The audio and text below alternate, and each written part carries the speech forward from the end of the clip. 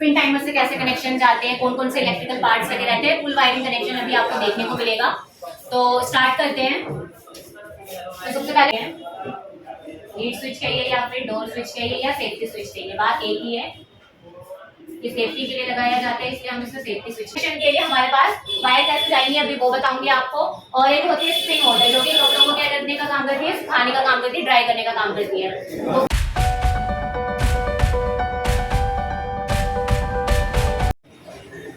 Hello friends, welcome to ABC tech institute Uttam Nagar branch में Asia RSC trainer. आज आपको बताऊंगी कि सेमी ऑटोमेटिक वॉशिंग मशीन की वायरिंग कैसे की जाती है।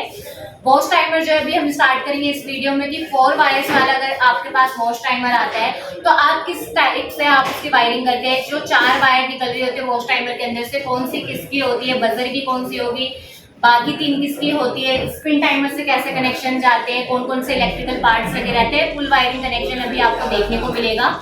तो स्टार्ट करते हैं। तो सबसे पहले मैं यहाँ पे सारे पार्ट्स बनाने जा रही हूँ कि कौन कौन से इलेक्ट्रिकल पार्ट्स जो है हमारे सेमी ऑटोमेटिक वॉशिंग मशीन में यूज होते हैं।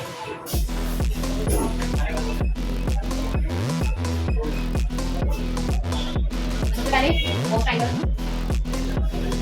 इससे 4 वायर कर देगा। तो ये 4 वायर्स वाले तो मैं यहाँ ऑलरेडी मेंशन कर देती हूँ। इसके बाद आ जाए हमारा नेक्स्ट पार्ट स्पिन टाइमर।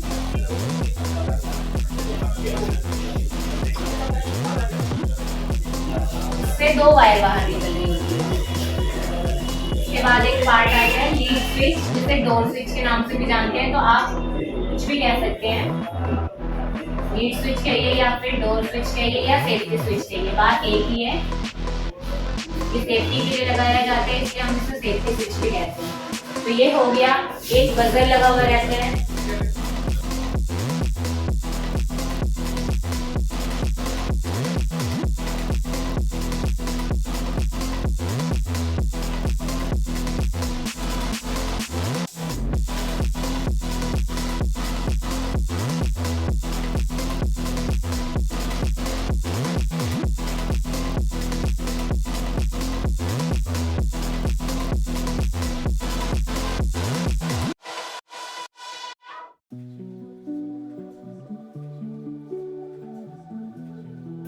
दो पार्ट्स और लगे रहते हैं, वॉश मोटर और स्पिन मोटर और डुअल रनिंग कैपेसिटर रहता है हमारे पास। वॉश टाइमर जो है वो वॉश मोटर की टाइमिंग को कंट्रोल करता है कि हमारी वॉश मोटर कैसे चलेगी। हमारी वॉश मोटर जो होती है वो क्लॉकवाइज और एंटी क्लॉकवाइज दोनों तरीके से रोटेट करती है। क्लॉकवाइज और एंटी क्लॉकवाइज इसका रोटेट होना जरूरी है। अगर ये एक ही डायरेक्शन में घूमेगी तो हमारे कपड़े जो है वो क्लीन नहीं होंगे। तो अगर कपड़ों को वॉश करना है तो उसके लिए हमें क्या है, इसको क्लॉकवाइज और एंटी क्लॉकवाइज घुमाना होगा। तो इसके कनेक्शन के लिए हमारे पास वायर कैसे जाएंगी अभी वो बताऊंगी आपको। और एक होती है स्पिन मोटर जो कि कपड़ों को क्या करने का काम करती है, सुखाने का काम करती है, ड्राई करने का काम करती है। तो उसके लिए हमने क्या लिया है, डुअल रनिंग कैपेसिटर। अब उसके अंदर वैल्यू लिखी रहती है 2, 11 या 9 का या फिर इस तरीके से 9 या 6 म्यूएफ का, जितनी कैपेसिटी का भी लिखा होगा उसमें से आपको ध्यान इस तरीके से करना है कनेक्शन कि जो ज्यादा वैल्यू का कैपेसिटर होगा वो हमारा वॉश मोटर के साथ कनेक्टेड होगा। तो स्टार्टिंग रनिंग की जो वायर है वो आपकी कैपेसिटर से कनेक्टेड रहती है। अब मोटर का CSR आपको निकालना अगर नहीं आता है तो मैंने प्रीवियस वीडियो में अपनी कैसे कॉमन और स्टार्टिंग रनिंग मोटर का फाइंड करते हैं वो ऑलरेडी उस पर एक वीडियो बना रखी है। अगर आपको उसमें कोई भी डाउट्स हो तो आप वो वीडियो पहले जाके वॉच करें, उसके बाद आप ये देखेंगे तो आपको क्लियर हो जाएगा अच्छी तरीके से। वीडियो ज्यादा लंबी हो जाएगी अगर मैं CSR बताने बैठी, तो उसमें उस वीडियो को आप जाकर के वॉच कर लीजिए। इसी तरीके से आपको स्पिन मोटर के भी स्टार्टिंग रनिंग के कनेक्शन कर लेने हैं कैपेसिटर के साथ। उसके बाद आ जाते हैं हम टाइमर के ऊपर। टाइमर में 4 वायर्स निकल रही होती है। वो 4 वायर्स किस किस चीज की होती है उस पर आएंगे।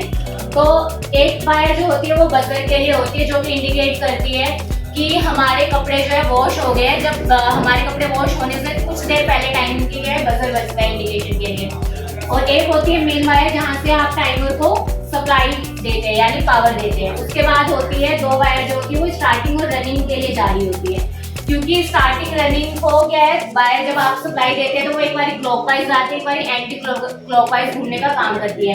एक टाइम पे कभी भी दोनों में सप्लाई नहीं रहती है, वो रोटेट होने का काम कर रही होती है।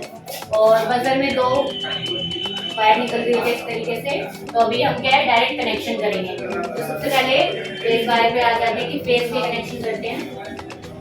जो हमारी फेस वायर है वो जाएगी सबसे पहले हमारे दोनों टाइमर के लिए। एक तो जाएगी वॉश टाइमर के लिए, तो यहाँ से मेन जो हमने वॉश को दे दिया वॉश टाइमर को, और एक जाएगी स्पिन टाइमर के लिए। तो यहीं से स्पिन टाइमर के लिए यहाँ तक क्लियर है।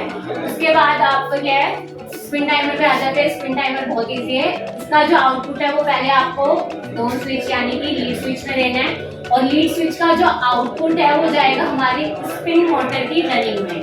स्टार्टिंग में नहीं देना है आपको, ये जो सप्लाई है वो रनिंग में देनी है ताकि आपकी मोटर रन करे।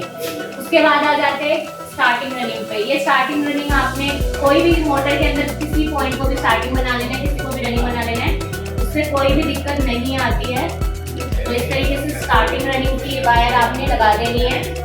और एक जाएगी बजर के लिए। अब आपने फेस जो सप्लाई है वो हर जगह दे दिया है, बजर पे भी दे दिया है, wash motor, spin motor, wash timer, spin timer. अब हम न्यूट्रल की सप्लाई देंगे। तो ये मेरे पास न्यूट्रल की वायर है। न्यूट्रल आपने एक दे देनी है बजर पे। उसके बाद एक जाएगी वॉश मोटर में और एक जाएगी स्पिन मोटर के लिए। हो गई ये से कनेक्शन। और एक अर्थिंग की वायर आएगी जो कि आपको मोटर की बॉडी से टच कर देनी है। अर्थिंग वायर हमेशा बॉडी से टच होती है। तो इस तरीके से कनेक्शन करते हैं। आई होप आपको वीडियो समझ में आई होगी। फुल वीडियो वायरिंग वीडियो है। अगर कोई भी आपको डाउट लगता है कि किसी भी वायर में आपको समझ में आए कि ये यहाँ पे क्यों गई, तो आप कमेंट्स कर सकते हैं। अदरवाइज तो मैंने समझा दिया, बट आपको और डीपली अगर कुछ नॉलेज चाहिए होगी तो आप कमेंट्स कर सकते हैं। और वीडियो अच्छी लगे तो लाइक, कमेंट एंड शेयर जरूर करें। और मिलते हैं अगली वीडियो में एक मज़ेदार टॉपिक के साथ। और नेक्स्ट वीडियो मैं जल्दी अपलोड करूँगी जिसमें आपको फुल कनेक्शन करके भी दिखाऊंगी प्रैक्टिकली। तो आज के लिए इतना ही, धन्यवाद।